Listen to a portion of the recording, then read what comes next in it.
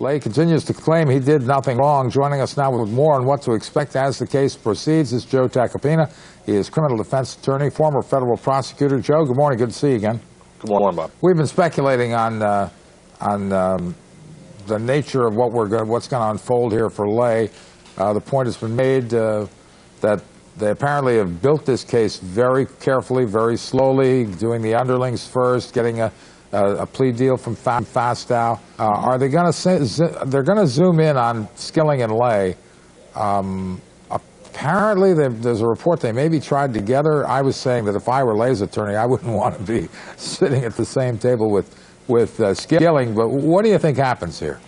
Well, I mean, as far as the joinder and severance, I don't know about them being tried together. I think, because the timing of the indictments is so drastically different, I'm not sure that will happen.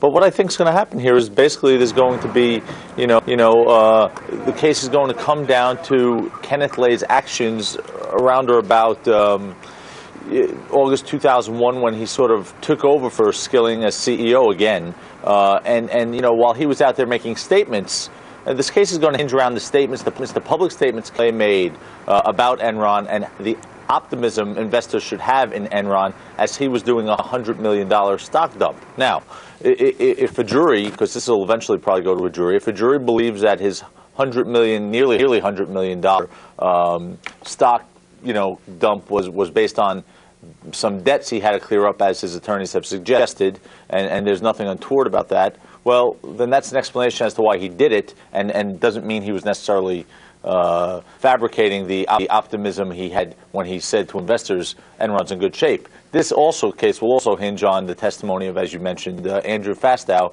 the former finance chief at Enron, who has signed a cooperation agreement and is now going to say, yes, I did wrong, but he told me to do wrong, or he knew what was going on, in hopes to try and get leniency.